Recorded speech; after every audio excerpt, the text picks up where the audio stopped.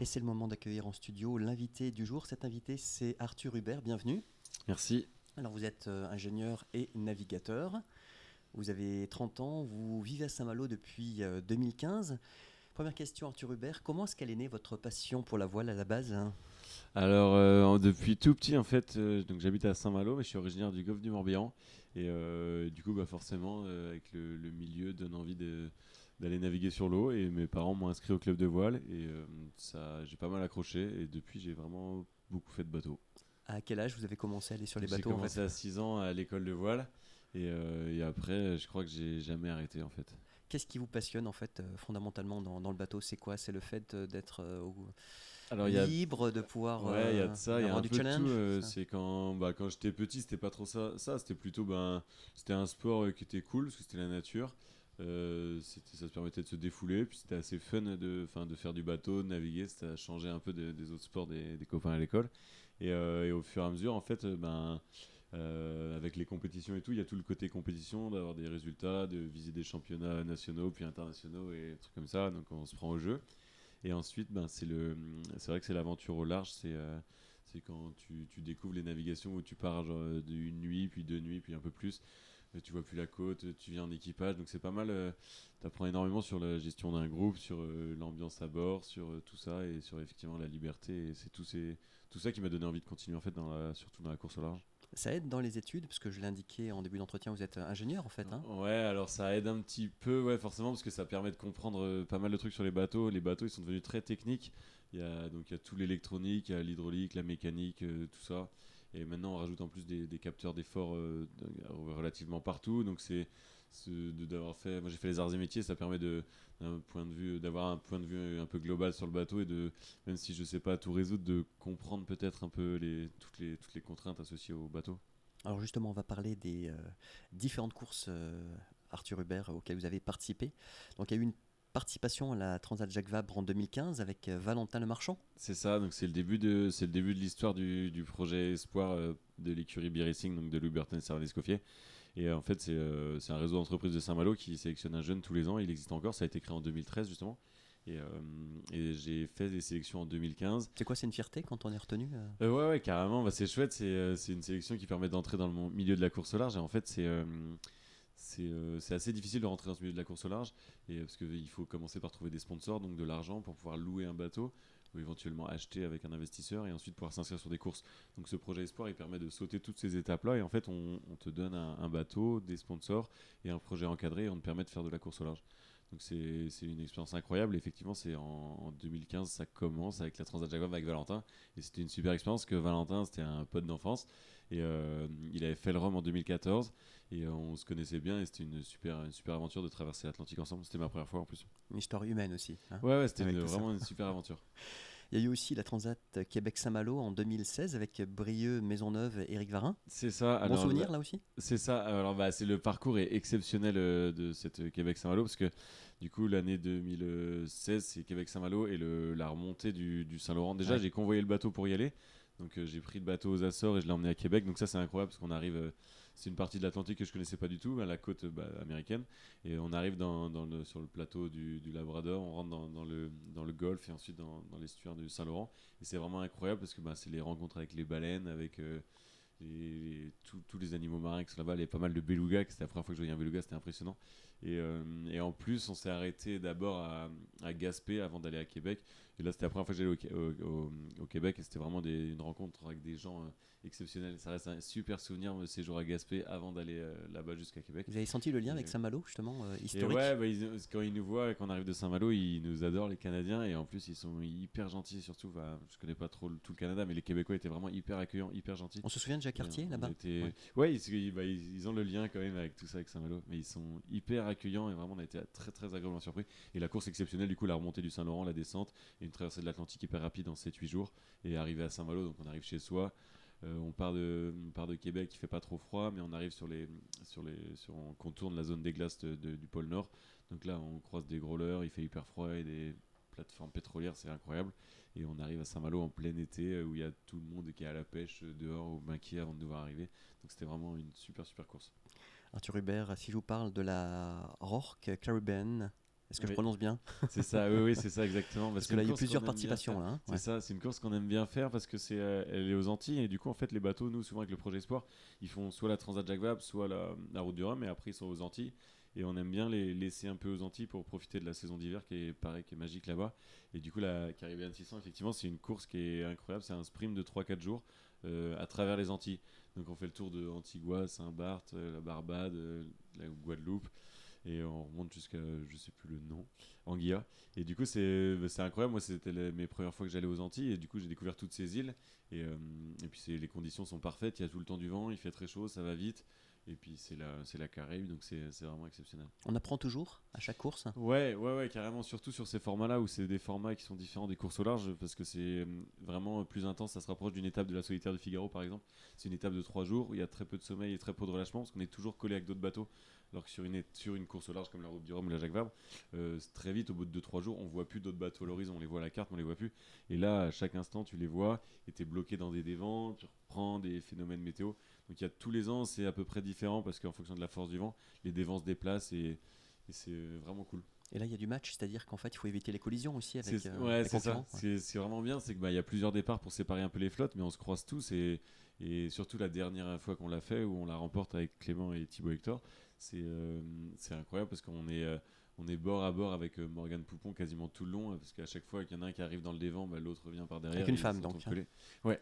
Et du coup, c'était vraiment trop cool. Et on finit en la double au petit matin et on arrive la nuit d'après. Donc on la double en gros un peu 24 heures avant l'arrivée, on la double et là, elle nous a jamais repris. Si je vous parle de la Dream Cup Destination Cotentin en 2018, Ouais, c'était en solo là? c'est ça. Alors ça, c'était ma première course en solitaire en classe 40. Et alors c'était difficile parce que c'était ma première course en solitaire et j'ai eu pas mal de regrets après coup. Parce qu'en fait, il y avait 2 choix tactiques et 2 choix météo au début de la course. Et moi, je m'étais pas entraîné avec les autres. Et j'avais dit avant de partir que je voulais rester avec le groupe pour pouvoir me comparer en vitesse et voir un peu les différences du bateau, voir où est-ce que j'avais à travailler et compagnie. Et en fait, on part de la Trinité et à Quiberon, il y a 2 groupes qui se séparent. Et moi, je choisis le groupe du Sud. Parce que dans ma tête, ça passait au Sud. Et en fait, on n'était que 2. Et du coup, quasiment on était une trentaine de classes 40, on n'est que 2 à avoir fait ça. Donc je me suis retrouvé tout seul et c'était hyper dur parce qu'il n'y avait pas de moyen de communication et je voyais pas les autres au classement. Donc je me disais, s'ils sont passés à la côte, c'est un coup, est-ce que j'ai 24 heures de retard sur une régate de 3 jours, donc ça sert pas à grand chose, c'était un peu la honte. Et heureusement, la nuit d'après, je recroise un bateau, c'était Louis Duc. Et après, j'ai eu pas mal de soucis techniques, donc c'était le but de la course, c'était un peu de fiabiliser le bateau et de voir les problèmes qu'il y avait, donc c'était un peu l'objectif, donc c'est pas grave. Et après, j'ai quand même pas mal remonté, donc c'était cool. Parce qu'en fait, à partir du Fastnet, qui était un phare mythique à enrouler, c'était la première fois que j'enroulais Fastnet, et c'est vrai que c'est impressionnant de voir ce phare-là. En plus, il y avait des conditions, on le voyait pas à 200 mètres, il faisait gris, on était sous piste, ça allait vite, donc c'était vraiment cool. Et après, c'était un peu une remontée, de la flotte jusqu'à Cherbourg. Et c'était incroyable de vivre ça en solitaire, c'était trop bien. Et puis le défi Atlantique en 2019. Ouais, Hein. Défi Atlantique, c'est. Là, vous n'êtes pas seul. Là, hein. Non, Ouais. Défi Atlantique, c'était avec Clément Comagnac, justement, avec qui je vais On va en participer. reparler dans quelques instants. Exactement. Et Défi Atlantique, c'était trop cool, mais pareil, on a eu un petit souci technique, c'est qu'on a très vite perdu notre grand spi. Et ça nous a pas permis de. Alors pour les non-initiés, Alors c'est la voile qui ouais. se met quand le vent vient de derrière et qui porte devant le bateau, mais qui est assez fragile et qu'on met que dans les conditions où le vent vient de derrière. Et en fait, donc départ de Guadeloupe et direction les Açores, donc ça c'est magique parce qu'on va rejoindre une île qui est au milieu de l'Atlantique, qui est complètement perdue, un archipel où ils sont hyper accueillants, le port d'Horta, là, c'est magique. Et du coup, on part de la Guadeloupe et on déchire très vite notre grand spi. Et du coup, on était sur le podium et malheureusement, on n'arrive pas à conserver ce podium à la fin. Et la fin était longue du coup parce on allait moins vite que les autres et du coup on s'est fait doubler par les Italiens notamment. Et c'est vrai que mais l'ambiance à bord était bonne, donc ça c'était une bonne expérience. Il y a Thibaut Hector à bord, Christophe Bachmann. Ouais, c'est ça. Alors eux, ils ont fait la deuxième étape. Ils ont fait les Açores, La Rochelle, la deuxième étape du défi Atlantique. Et moi, j'avais fait la première étape avec Clément Comagnac et Foucault de la Place. Et on avait fait Pointe-à-Pitre, Horta. Alors Clément Comagnac, vous en parliez à l'instant, Arthur Hubert, il a 25 ans, il sera votre co-skipper lors de la prochaine Transat Jacques Vabre sur monatouenergie.fr. Alors c'est vrai, hein, vous étiez collègue au sein de Bear Racing, hein, l'écurie de course au large de Louis Burton. Alors Clément Comagnac, il n'en est pas non plus à son coup d'essai, si je puis dire, puisqu'il est vainqueur en 2019 de la sélection Espoir pour un Rhum, que vous évoquiez aussi. C'est ça. Il enchaîne solitaire du Figaro, Transat Jacques Vabre, pour sa première édition chez BE Racing. Et puis il intègre l'équipe technique de Luberton, l'accompagnant vers sa 3e place au Vendée Globe tout récemment, là, de l'an dernier. C'est ça. Alors Clément, il a rejoint l'écurie pareil par le projet Espoir en 2019. Et du coup, il a participé à la Solitaire du Figaro. Donc, c'était la première fois qu'on faisait participer à un espoir à la Solitaire du Figaro. Donc, c'était une expérience énorme pour lui. Et il a aussi participé à la Jacques Vabre cette année-là. Donc, il a fait beaucoup de bateaux cette année-là. Et il est resté avec nous et il a intégré l'équipe de l'IMOCA, effectivement, pour le Vendée Globe de Louis, du coup, en 2020. Et que Louis a terminé à la 3e place. Et du coup, on s'est rencontrés avec ce projet Espoir. Et il a l'expérience du Figaro, on s'entend bien. On a déjà vécu des galères, entre guillemets, en mer et à terre sur le suivi du Vendée Globe. On est complémentaires. Lui, c'est un très fin régleur et très patient. Moi, je suis plus dans la gestion du bateau et gestion de la course sur le long terme.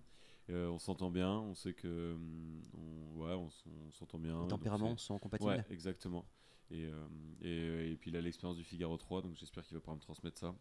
Et donc je suis très content de partir avec lui. C'est très chouette. Quelques mots sur votre sponsor, monatouenergie.fr. Alors ouais, monatouenergie.fr, donc c'est une société qui est pas mal impliquée en Bretagne. Ils ont des antennes un peu partout, donc à Saint-Brieuc, Rennes, Saint-Nazaire, Lorient, Quimper, Brest. Donc Bretagne historique, avec ouais, Saint-Nazaire. Exactement. Et du coup, c'est l'histoire d'une super rencontre avec Stéphane Abjean, donc qui est le dirigeant du groupe Atout Group et qui a lancé monatouenergie.fr récemment. Et donc on s'est rencontrés au début du mois d'avril et le courant est bien passé. Il a dit bingo. On va faire la Transat, donc c'est une course contre la montre depuis parce que la Transat elle part le 9 mai de Concarneau et le bateau là faut qu'il soit vendredi au village. Donc là on est encore à Saint-Malo parce qu'on n'a pas encore les voiles qui sont en décoration et qui vont revenir que demain. Donc c'est vraiment on a le test de sécurité à faire, donc on a demandé une dérogation pour pouvoir le faire plus tard, mais c'est vraiment une course contre la montre pour être prêt. Ensuite il nous restera à préparer les sacs de nourriture, les sacs de vêtements et de fiabiliser le bateau parce qu'on n'aura vraiment pas beaucoup navigué dessus, on va faire qu'une navigation. Et l'objectif de cette transat, c'est vraiment de partager ce projet avec tous les membres d'Atout Group et de leur faire vivre cette transat avec nous et qu'ils accrochent au projet et qu'on fasse la saison ensuite ensemble. Donc départ Concarneau dimanche 9 mai. C'est ça, exactement. Arrivée prévue Arrivée prévue à Saint-Barth, donc ça c'est chouette. Et normalement 18 jours après. 18 jours. Ouais. Okay. Normalement, c'est 18 jours à 2 sur le bateau. Et on doit enrouler un espèce de waypoint virtuel qui est au nord des Canaries pour avoir une trajectoire forcée à longer l'Espagne. Les concurrents les plus sérieux sur cette course, c'est qui Oula, il y en a beaucoup. Il y a du monde. Il y en a beaucoup. C'est ça qui est intéressant en Figaro, c'est que la classe est très dynamique et du coup les gens s'entraînent beaucoup, sont très pointus, très exigeants. Et du coup j'attends d'apprendre tout ça justement à leur côté. Et il y a beaucoup de prétendants au podium.